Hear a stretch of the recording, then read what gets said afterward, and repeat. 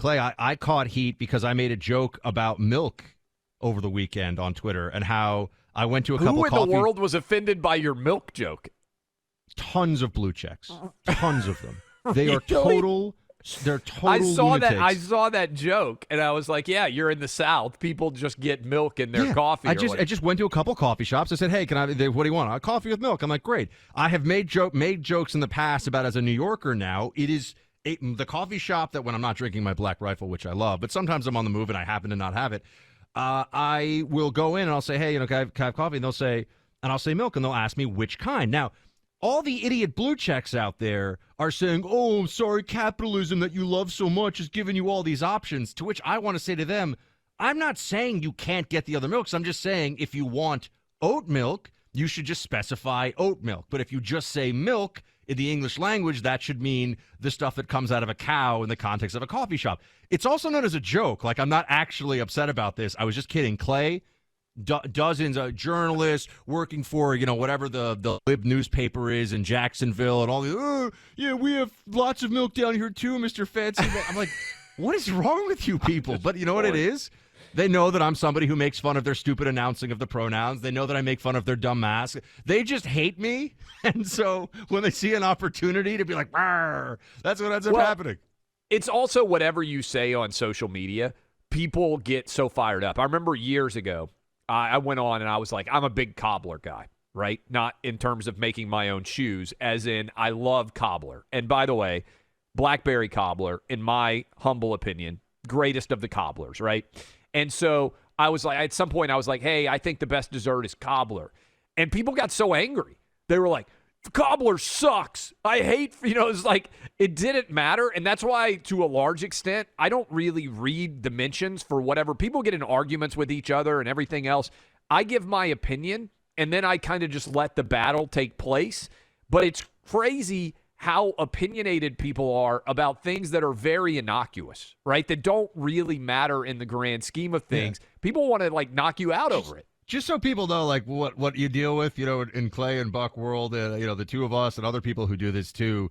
I can say something like, I think that that green bean casserole is the worst Thanksgiving side. Let's just say I said that.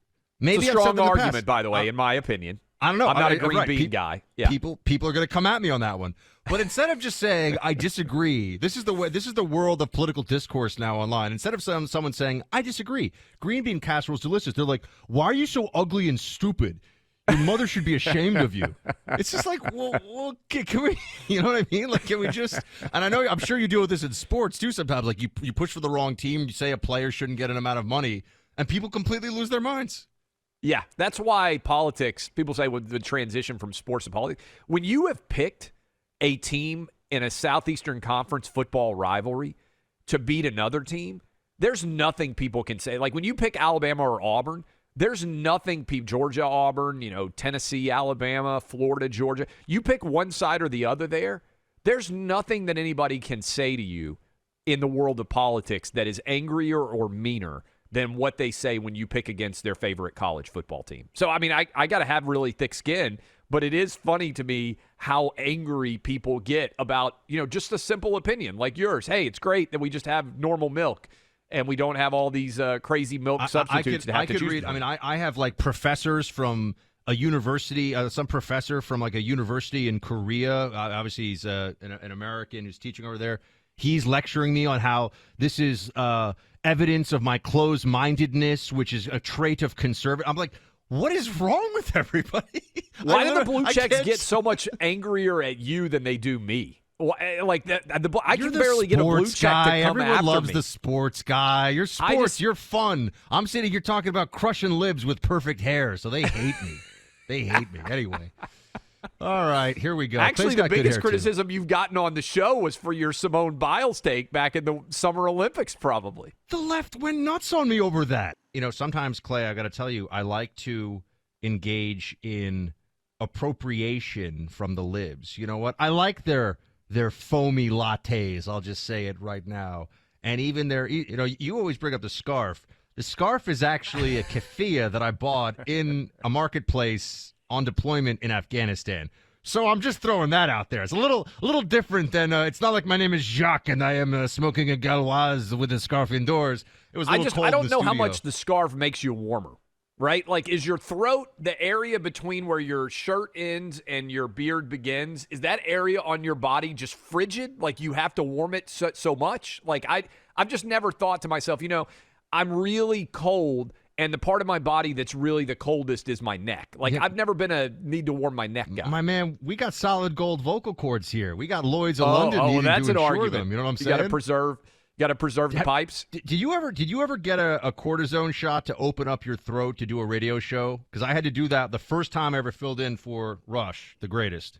I've been. I mean, it's ridiculous because to worry about your voice working. When I first started doing 3 hours a day of radio, I was worried because most people don't talk that much, right? Where you are literally talking as much as we are on a day-to-day basis. But I'm knocking furiously on this Formica or this fake wood or whatever it is. I've never had a voice-related issue where I've been concerned about being able to speak on air. Now, I've sounded bad, as people who are listening to us right now know. We had like the worst cold in the history of colds back. Both of us. We got did back-to-back in the fall. COVID basically, and hadn't even been within 500 miles of the same place or same studio, so that could happen. So anyway, on my lib appropriation thing, because I liked it. I like their. Their frothy lattes. I even sometimes a turmeric latte. Try it sometimes, folks. Don't knock it till you try it. I'm telling you, it's pretty good. The keffiyeh from Afghanistan is not really quite as, that's more of a keepsake. But, indoor scarves. I'm a scarf guy, Clay. I like scarves sometimes. I don't cold own a outside. scarf. Gotta keep the you're in Nashville. No one in Nashville wears a scarf. You guys might wear bolo ties. You're not gonna wear scarves. And then this other thing, e-scooters, which according to the Wall Street Journal are having a moment as gas prices surge.